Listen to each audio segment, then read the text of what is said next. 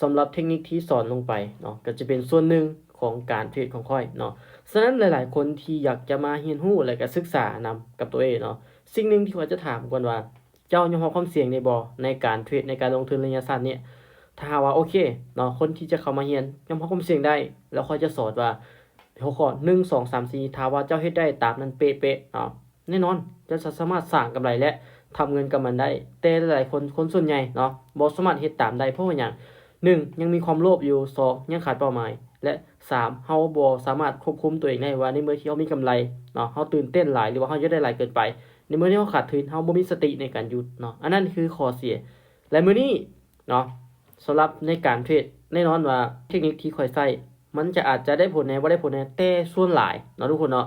ฐานที่เป็นแนวรับแนวต้านที่ปัจจุบันที่ข้อยเทรดเนี่ยมันสามารถที่จะสร้างเงินได้ค่อนข้างว่าหลายกว่าเทคนิคอื่นๆเนาะจากประสบการณ์ที่ค่อยเทรดมาค่อยเทรดเบิร์ดเนาะฟิวเจอร์สปอตเนาะ binary IQ option forex เนาะ Binance ค่อยก็เทรดเนาะ Get.io ก็เทรดเนาะ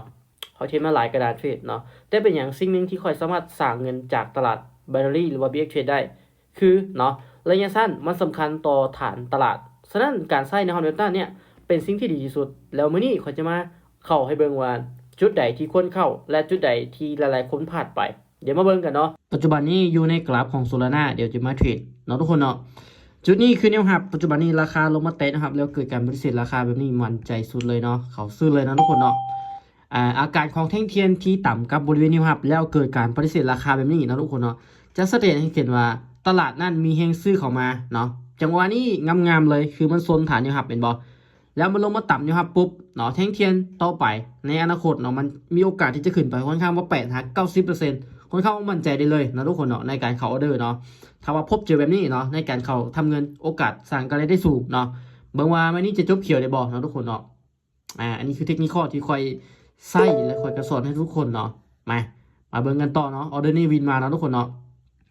ออเดอร์นี้วินมาถ้าว่าแท่งนี้ลงมาหาบริเวณนั้นเก่าได้เนาะบริเวณเก่าได้ก็แสดงว่าลงมาแตะนะครับทีนึงเนาะแต่เราต้องเบิ่งจุดอีกก่อนเนาะคือบริเวณนี้นี่เป็นแนวต้านในอดีตในอดีตคือเป็นนะครับปัจจุบันนี้คือกลายมาเป็นแนวต้านเนาะเดี๋ยวเขาจะตีเส้นอีกบันหนึ่งเนาะทุกคนเนาะถ้าว่าต่ำนี่แล้วปฏิเสธราคาลงมานี่มาจังไดบ่ปฏิเสธเนาะเขาบ่ได้เนาะทุกคนเนาะเขาบ่ได้เทื่อเด้อเนาะเดี๋ยวไปเบิ่งจุดที่เขาได้ทีนึงเนาะหรือว่าเขาอาจจะล้อถ่าเนาะล้อถ่ายทั้งเคียนเนี่ยขึ้นมาแตะบุกกับดันเทิงเนี่ยเนาะเนี่ยขายลงมาเลยถ้าว่าเขาแตะหรือว่าจุดนี้แมนแนวต้านเนาะทุกคนเนาะเขาตีแบบจุดนี้กับดันเทิงเนี่ย2จุดเนี่ยเป็นบริเวณที่มีแห่งขายเทเข้ามาเนาะเดี๋ยวมาเบิ่งกันเนาะว่าจะเป็นยังไงในการสร้างกำไรนะทุกคนเนาะการที่ระยะสั้นมันก็ทำกำไรได้หลายถ้าว่าเจ้าเข้าใจถึงฐานราคาแห่งซื้อขายที่มันปฏิเสธราคาค่อนข้างว่าหุ้นแหงในตลาดนะทุกคนเนาะเบิ่งกันเด้อว่าจะเป็นยังไงเนาะจากราคานี่มันทุบราคาลงมาเนาะทุกคนเนาะทุบลงมาค่อนข้างว่าแหงเลยเนาะคือว่าแหงขายกดราคาลงมาถ้าว่าเกิดการปฏิเสธราคาแล้วทุบราคาลงมาแหงแบบนี้ต่อไปเนี่ยมันจะล่วงลงบอราคามีโอกาสล่วงลงมาหาฐานนี่นะทุกคนเนาะเบิ่งว่าแท่งนี้ลงมาปิดยาวบอปิดเต็มบอเนาะโอเคครับว่าอาการแบบนี้แห้งขายเข้ามาหลายเนาะอาการแบบนี้มันขายจัดเบิดแม็กอีกรอบหนึ่งนะทุกคนเนาะขายลงมาเด้อเนาะฉะนั้นแนวหับมันยืดใส่แนวหับยืดด้านนี้นะทุกคนนะฉะนั้นในเมื่อทีราคามันคือมันแตะนี่ปุ๊บเนาะเกิดการไม่เสร็จราคาหุ้นแห้งแสดงว่าแห้งขายเทราคาลงมาหลายฉะนั้นการเขาออเดอร์แมนเขาจะขายตามลงมาเลยนะทุกคนเนาะมาเบิ่งกันเนาะว่าออเดอร์นี้จะสามารถลงมาเป็นแดงได้บ่เนาะกรณีแบบนี้นะทุกคนเนาะสำคัญคือเขาต้องหาจังหวะแล้วก็จุดเข่าให้มันดีเนาะจบแดงได้บ่เนาะเบิ่งดูจะเป็นยังไงโอเคสวยเนาะเลขงามเนาะ509เนาะ590เนาะจากพอ$128มาแล้วเนาะทุกคนเนาะอันนี้จะเป็นจุดเข่าในตลาดเนาะทว่าแท่งเทียนนี่มันลงมาแตกกับบริเวณหน้าลุ่มอีกคือเก่าเนาะทว่าแท่งนี้เป็นสิทธิ์ลงมาเป็นแดงได้เนาะแมนเขาสามารถที่จะเข่าบ่ายอีกรอบหนึ่งได้